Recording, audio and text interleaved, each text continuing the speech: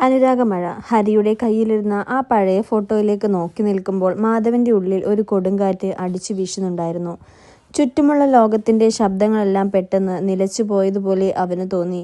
ക്യാബിനിലെ air കണ്ടീഷണറിന്റെ തണുപ്പ് അവന്റെ അസ്ഥികളിലേക്ക് തുളച്ചു കയറി. "മാധവേ, നീ എന്താ ഒന്നും മിണ്ടാത്തത്?" ഹരി അവനെ ആശങ്കയോടെ നോക്കി. "ഇതൊരുപക്ഷേ ഒരു യാദൃശ്ചികതയാകാം. ബാംഗ്ലൂരിൽ നിന്ന് വന്ന ഈ ദിയയും ജയദേവൻ തമ്പുരാന്റെ കുടുംബത്തിലെ ദിയയും ഒന്നാകണമെന്നില്ലല്ലോ. ദിയ എന്നത് ഒരു സാധാരണ പേരല്ലേ?" മാധവ് സാവധാനം കസാരയിലേക്ക് അമർന്നിരുന്നു. അവൻ ഫോട്ടോയിൽ നിന്ന് കണ്ണു മാറ്റിയതേയില്ല. ഫോട്ടോയിൽ നന്ദകുമാറിനൊപ്പം നിൽക്കുന്ന ജയദേവന്റെ ആ ഗൗരവമുള്ള മുഖം, തൃശ്ശൂരിലെ പഴയ നീലമന തറവാടും അവിടെ വെച്ച് തൻ്റെ അച്ഛനും കുടുംബത്തിനും നേരിടേണ്ടി വന്ന അപമാനങ്ങളും അവൻ്റെ മനസ്സിലേക്ക് ഇരച്ചു കയറി വന്നു. യാദൃശ്ചികത. മാധവ് പതുക്കെ മിണ്ടി. അവൻ്റെ ശബ്ദത്തിൽ തികഞ്ഞ വിഷാദം പടർന്നിരുന്നു. "എൻ്റെ ജീവിതത്തിൽ ഇതുവരെ ഉണ്ടായ ദുരന്തങ്ങളിലൊന്നും യാദൃശ്ചികതകൾ ഉണ്ടായിരുന്നില്ല ഹരി. എല്ലാം പ്ലാൻ ചെയ്തതായിരുന്നു." "പക്ഷെ ദിയ..." അവൻ വാക്കുകൾ പൂർത്തിയാക്കാൻ കഴിയാതെ ഗ്ലാസ് ഭിത്തിയിലൂടെ പുറത്തേക്ക് നോക്കി. അവിടെ വർക്ക് സ്റ്റേഷനിൽ ജനലിലൂടെ വീഴുന്ന പ്രഭാത വെളിച്ചത്തിൽ ദിയ തൻ്റെ ടാബ്ലറ്റിൽ തവിട്ട് നിറത്തിലുള്ള പെൻസിൽ കൊണ്ട് പുതിയൊരു ഇന്റീരിയർ പ്ലാൻ വരച്ചുകൊണ്ടിരിക്കുകയായിരുന്നു. ഇടയ്ക്ക് അവൾ തലയുയർത്തി അനന്യയോട് എന്തോ പറഞ്ഞ് ഉറക്കെ ചിരിക്കുന്നുണ്ട്. ആ ചിരിയിൽ കപടതയുടെ ഒരംശം പോലും കണ്ടെത്താൻ മാധവന് കഴിഞ്ഞില്ല. ഇന്നലെ രാത്രി തൻ്റെ വീട്ടിൽ വെച്ച് അമ്മയെക്കുറിച്ചും തറവാടിനെക്കുറിച്ചും പറഞ്ഞപ്പോൾ അവളുടെ കണ്ണുകളിൽ കണ്ട ആ തെളിച്ചം, തനിക്കായി കാപ്പി ഉണ്ടാക്കി തന്നപ്പോൾ അവൾ കാണിച്ച വശ്യത, തൻ്റെ കവിളിൽ അമർന്ന ഈറൻ സ്പർശനം, എല്ലാം ഒരു അഭിനയമായിരുന്നോ? തന്നിലേക്ക് അടുക്കാൻ അവൾ കരുതിക്കൂട്ടി മെനഞ്ഞെടുത്ത തന്ത്രമായിരുന്നോ ഇതെല്ലാം? "നീ എന്താ ചെയ്യാൻ പോകുന്നത് മാധവ്?" ഹരി ചോദിച്ചു. "നമുക്ക് അവളോട് നേരിട്ട് ചോദിച്ചാലോ? അവളുടെ ബാക്ക്ഗ്രൗണ്ട് വെരിഫിക്കേഷൻ ഫോം എൻ്റെ കയ്യിലുണ്ട്. അതിൽ പാലക്കാട്ടെ അഡ്രസ്സാണ് കൊടുത്തിരിക്കുന്നത്." "വേണ്ട ഹരി." മാധവ് പെട്ടെന്ന് തടഞ്ഞു. അവൻ തൻ്റെ ഭാവം തികച്ചും ശാന്തമാക്കാൻ ശ്രമിച്ചു. "ഇപ്പോൾ നമ്മൾ തിടുക്കപ്പെട്ടൊന്നും ചെയ്യരുത്. നമ്മൾ സംശയിക്കുന്നുണ്ടെന്ന് അവൾ അറിയരുത്. അവൾ ആരാണെന്നും എന്താണെന്നും ഈ കമ്പനിയിൽ വന്നതെന്തിനാണെന്നും എനിക്ക് സ്വയം ഉറപ്പുവരുത്തണം. നന്ദൻ അതിലേക്ക് എങ്ങനെ എത്തിയെന്ന് ആദ്യം കണ്ടെത്തണം." "ശരി മാധവേ, പക്ഷേ നീ സൂക്ഷിക്കണം. ഇന്നലെ രാത്രി നിങ്ങൾ തമ്മിൽ..." ഹരി നിർത്തി. "ഒന്നും ഉണ്ടായിട്ടില്ല ഹരി." മാധവ് തറപ്പിച്ചു പറഞ്ഞു. പക്ഷേ അവൻ സ്വന്തം ഹൃദയത്തോട് പച്ചക്കള്ളം പറയുകയായിരുന്നു. ക്യാബിനിൽ നിന്ന് പുറത്തിറങ്ങിയ മാധവ് സാവധാനം വർക്ക് സ്റ്റേഷനിലൂടെ നടന്നു. അവൻ്റെ ഓരോ ചുവടിലും ഭാരം അനുഭവപ്പെട്ടു. ദിയയുടെ ഡെസ്കിന് അടുത്തെത്തിയപ്പോൾ അവൻ അല്പം പതറി. ദിയ തല ഉയർത്തി അവനെ നോക്കി. അവളുടെ മുഖത്ത് ഇന്നലെ രാത്രിയിലെ അടുപ്പത്തിൻ്റെ ആ സുന്ദരമായ പുഞ്ചിരി വിരിഞ്ഞിരുന്നു. "മാധവ്, ദാ ഈ റിസപ്ഷൻ ഏരിയയുടെ പുതിയ കളർ തീം ഒന്ന് നോക്കൂ." അവൾ ടാബ്ലറ്റ് അവന് നേരെ നീട്ടി. "വുഡൻ ഫിനിഷിങ് കൊടുത്താൽ കുറച്ചുകൂടി ക്ലാസിക് ലുക്ക് കിട്ടുമെന്ന് തോന്നുന്നു." മാധവ് ആ ടാബ്ലറ്റിലേക്ക് നോക്കിയില്ല.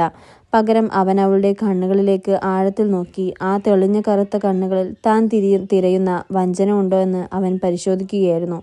"മാധവ് എന്താ ഒരുമാതിരി നോക്കുന്നത്? എന്തെങ്കിലും പ്രശ്നമുണ്ടോ?" അവൾ സംശയത്തോടെ ചോദിച്ചു. "ഏയ്, ഒന്നുമില്ല ദിയ." മാധവ് തൻ്റെ ശബ്ദം സാധാരണ നിലയിലാക്കാൻ ശ്രമിച്ചു. "ആ ഡിസൈൻ നന്നായിട്ടുണ്ട്. നീ ആ പാലക്കാട്ടെ പ്രൊജക്റ്റിൻ്റെ ഫയൽ ഒന്നുകൂടി എടുത്തു വെക്ക്. നമുക്ക് അടുത്ത ആഴ്ച അവിടെ വരെ സൈറ്റ് വിസിറ്റ് ഉണ്ട്." "പാലക്കാടോ?" ദിയയുടെ കണ്ണുകൾ സന്തോഷം കൊണ്ട് തിളങ്ങി. "എൻ്റെ തറവാട് പാലക്കാടാണ് മാധവ്. ഞാൻ ഇന്നലെ പറഞ്ഞില്ലേ, അമ്മ അവിടെ ഒറ്റയ്ക്കാണ് താമസിക്കുന്നത്. നമ്മൾ പോകുമ്പോൾ അമ്മയെ കൂടി കാണാം." അമ്മയോട് ഞാൻ മാധവിനെക്കുറിച്ച് പറയുമായിരുന്നു. അവൾ വളരെ സ്വാഭാവികമായി പറഞ്ഞു. യാതൊരു തടസ്സവുമില്ലാതെയാണ് പാലക്കാടിനെക്കുറിച്ചും അമ്മയെക്കുറിച്ചും സംസാരിച്ചത്. മാധവിൻ്റെ ഉള്ളിൽ വീണ്ടും സംശയത്തിൻ്റെ ഇരുട്ട് പടർന്നു. അവൾ അത്രയും സമർത്ഥമായി അഭിനയിക്കുകയാണോ? അതോ അവൾക്ക് ആ തറവാടിനെക്കുറിച്ച് ഒന്നും അറിയില്ലേ? നോക്കാം." മാധവ് ഗൗരവത്തോടെ പറഞ്ഞു. "നീ ഫയലുകൾ റെഡിയാക്കി വെക്ക്." അവൻ പറഞ്ഞ് തിരിഞ്ഞു നടക്കുമ്പോൾ ദിയയുടെ മുഖത്ത് ചെറിയൊരു അത്ഭുതവും സങ്കടവും പടർന്നു. രാവിലെ വരെ തന്നോട് അത്രയും കരുതൽ കാണിച്ച മാധവ് പെട്ടെന്ന് ഇത്രയും തണുപ്പൻ മനോഭാവം കാണിക്കുന്നത് എന്തുകൊണ്ടാണെന്ന് അവൾക്ക് മനസ്സിലായില്ല. ഉച്ച കഴിഞ്ഞ് 3 മണിയോടെ കൊച്ചിയിലെ ആകാശം വീണ്ടും കറുത്തിരുണ്ടു. മഴയുടെ ലക്ഷണങ്ങൾ വീണ്ടും കൊടുമുടി താണ്ടി. ഓഫീസിലെ ജോലികൾക്കിടയിലും മാധവിന് തൻ്റെ ചിന്തകളെ നിയന്ത്രിക്കാൻ കഴിഞ്ഞില്ല. അവൻ തൻ്റെ മേശപ്പുറത്തിരുന്ന ലാപ്ടോപ്പിൽ തൃശ്ശൂരിലെ ജയദേവൻ തമ്പുരാന്റെ പഴയ വിവരങ്ങൾ തിരയാൻ തുടങ്ങി. 5 വർഷം മുമ്പ് മാധവിൻ്റെ അച്ഛൻ തറവാട് സ്വത്തുക്കളും പ്രൊജക്റ്റുകളും കൈക്കലാക്കാൻ ശ്രമിച്ച വ്യക്തിയാണ് ജയദേവൻ. അന്ന് ആ തർക്കത്തിനിടയിലാണ് മാധവന്റെ അച്ഛന് ഹൃദയാഘാതം ഉണ്ടായതും അദ്ദേഹം മരിക്കുന്നതും. മാധവിൻ്റെ കുടുംബത്തെ തെരുവാധാരമാക്കാൻ ശ്രമിച്ച ജയദേവന്റെ മുഖം മാധവിൻ്റെ മനസ്സിൽ നിഴലിച്ചു. അപ്പോഴാണ് മാധവിൻ്റെ ഫോൺ വൈബ്രേറ്റ് ചെയ്തത്. പരിചയമില്ലാത്ത ഒരു ലാൻഡ് ലൈൻ നമ്പറായിരുന്നു അത്. അവൻ ഫോൺ അറ്റൻഡ് ചെയ്തു. "ഹലോ, മാധവാണ്." "മാധവ, സുഖമാണോ?" അപ്പുറത്ത് നിന്ന് പരുക്കനായ ഒരു ശബ്ദം കേട്ടു. മാധവ ശബ്ദം തിരിച്ചറിഞ്ഞു. നന്ദകുമാർ, പഴയ ബിസിനസ് പങ്കാളി. നന്ദൻ. മാധവന്റെ ശബ്ദത്തിൽ കാഠിന്യം നിറഞ്ഞു. നീ എന്തിനാ ഹരിയെ വിളിച്ചത്?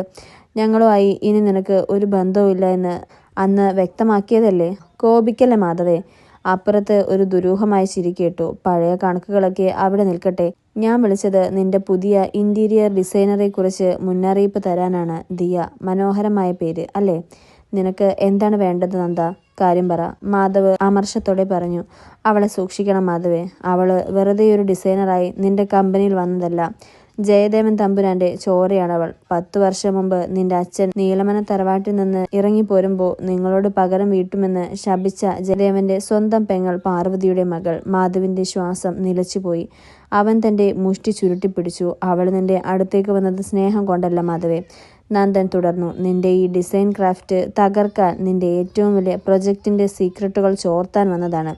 ഇന്നലെ രാത്രി അവൾ നിന്റെ വീട്ടിൽ തങ്ങിയതൊക്കെ അവളുടെ പ്ലാനിന്റെ ഭാഗമാണ്. നീ അവളുടെ ഭംഗിയിലും വർത്തമാനത്തിലും വീണുപോയോ?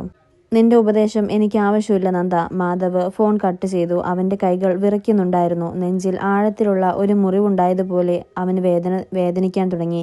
നന്ദൻ പറഞ്ഞത് സത്യമാണോ? ഇന്നലെ രാത്രി പെട്ടെന്നുണ്ടായ ആ മഴയും കാറ് കേടായതും അവൾ തന്റെ വീട്ടിലേക്ക് വന്നതും തന്റെ കവിളിൽ ഉമ്മ വെച്ചതുമെല്ലാം ഒരു വലിയ നാടകമായിരുന്നോ?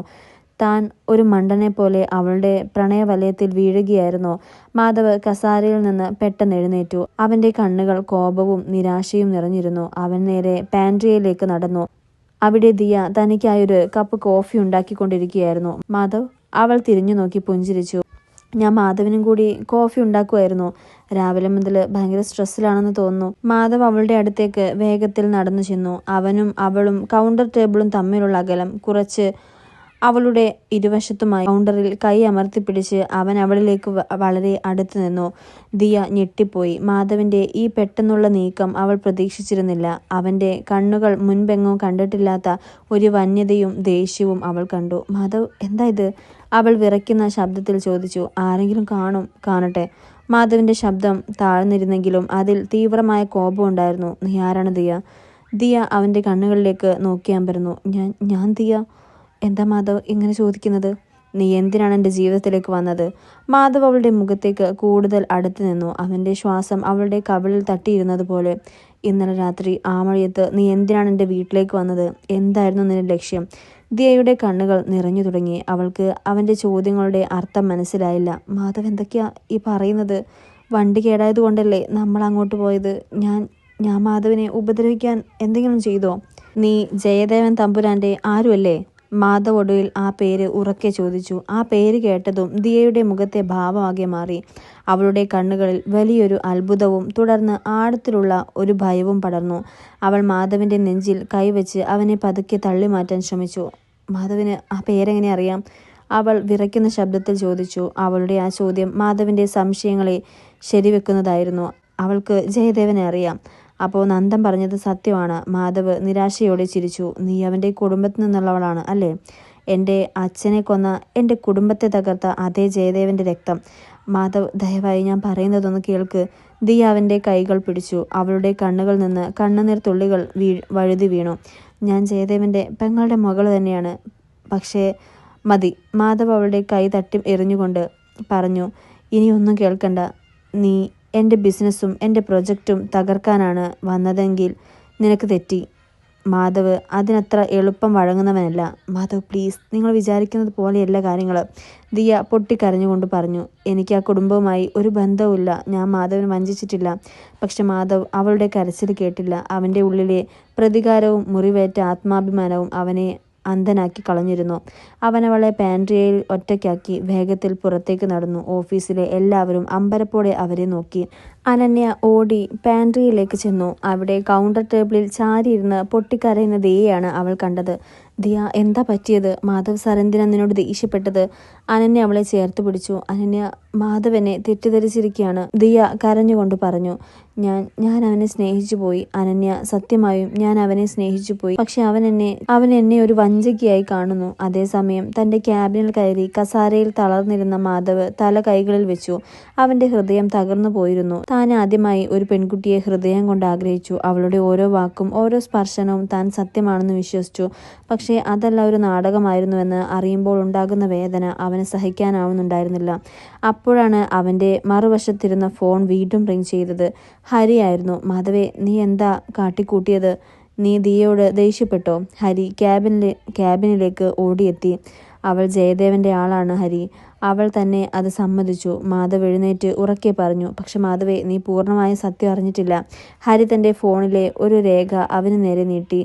ഞാനിപ്പോൾ തൃശ്ശൂരിലെ എൻ്റെ ഒരു ലോയർ ഫ്രണ്ടിനെ വിളിച്ച് അന്വേഷിച്ചു. ദിയയുടെ അമ്മ പാർവതി ജയദേവൻ്റെ സഹോദരിയാണ്. പക്ഷേ 20 വർഷം മുമ്പ് ജയദേവൻ തങ്ങളുടെ തറവാട് സ്വത്തുകൾ തട്ടിയെടുക്കാൻ ശ്രമിച്ചപ്പോൾ അതിനെതിർത്ത ആളാണ് പാർവതി. ജയദേവൻ അവരെ വീടുകളിൽ നിന്ന് ഇറക്കി വിട്ടു. അവർ പാലക്കാട് വന്ന് കഷ്ടപ്പെട്ടാണ് ദിയയെ വളർത്തിയത്. മാധവ് സ്തബ്ധനായി ഹരിയെ നോക്കി. ദിയയുടെ കുടുംബവും ജയദേവൻ്റെ ശത്രുക്കളാണ് മാധവേ, ഹരി തുടർന്നു. ജയദേവനെ ഭയന്നാണ് ദിയ ബാംഗ്ലൂരിലേക്ക് പോയത്. അവൾ ജയദേവൻ്റെ ആളല്ല. പകരം ജയദേവൻ വേട്ടയാടപ്പെട്ട മറ്റൊരിരയാണ്. നന്ദകുമാർ നിന്നെ തെറ്റിദ്ധരിപ്പിക്കാൻ തട്ടിക്കൂട്ടിയ കഥയാണിത്. മാധവിൻ്റെ തലച്ചോറിലൂടെ ഒരു മിന്നൽ പാഞ്ഞുപോയി. ദൈവമേ, താൻ എന്താണ് ചെയ്തത്? താൻ ആ നിരപരാധിയായ പെൺകുട്ടിയാണോ ഇത്രയും ദാരുണമായി സംശയിച്ചതും അപമാനിച്ചതും? തനിക്ക് മുന്നിൽ ഹൃദയം തുറന്ന, തന്നോട് പ്രണയം കാണിച്ച ആ പെൺകുട്ടിയുടെ കണ്ണീരാണോ ഞാൻ വീഴ്ത്തിയത്? മാധവ് ധൃതിയിൽ പാൻട്രിയിലേക്ക് ഓടി. പക്ഷേ അവിടെ ദിയ ഉണ്ടായിരുന്നില്ല. മേശപ്പുറത്ത് അവൾ കഴിച്ച കോഫി കപ്പും അവൾ വരച്ച പ്രൊജക്ട് പ്ലാനുകളും അനാഥമായി കിടക്കുന്നുണ്ടായിരുന്നു. ദിയ എവിടെ ഹരി? മാധവ് പരിഭ്രമത്തോടെ ചുറ്റും നോക്കി. അനന്യ ഓടി അവിടെ എത്തി. അവളുടെ കണ്ണുകളിൽ മാധവനോടുള്ള കോപം ഉണ്ടായിരുന്നു. ദിയ പോയി സാർ, അനന്യ പറഞ്ഞു. അവൾ കരഞ്ഞുകൊണ്ട് ബാഗും എടുത്തിറങ്ങിപ്പോയി. അവളോട് എന്താണ് പറഞ്ഞതെന്ന് എനിക്കറിയില്ല. പക്ഷേ അവൾ നിങ്ങളെ എത്രത്തോളം വിശ്വസിച്ചിരുന്നുവെന്ന് എനിക്കറിയാം. ആ വിശ്വാസമാണ് സാർ നിങ്ങൾ തല്ലിക്കെടുത്തിയത്. മാധവ് ഓടി ഓഫീസിന് പുറത്തേക്കിറങ്ങി. പുറത്ത് കനത്ത മഴ പെയ്യുന്നുണ്ടായിരുന്നു. തെരുവിൽ വണ്ടികളുടെ തിക്കും തിരക്കും. മഴത്തുള്ളികൾക്കിടയിലൂടെ മാധവ് ചുറ്റും കണ്ണോടിക്കുന്നുണ്ടായിരുന്നു. റോഡിൻ്റെ അറ്റത്ത് മഴ നനഞ്ഞ് പതുക്കെ നടന്നു പോകുന്ന ദിയയെ അവൻ കണ്ടു. ദിയ! മാധവ് മഴയിലേക്ക് ഓടിയിറങ്ങി ഉറക്കെ വിളിച്ചു. തുടരും.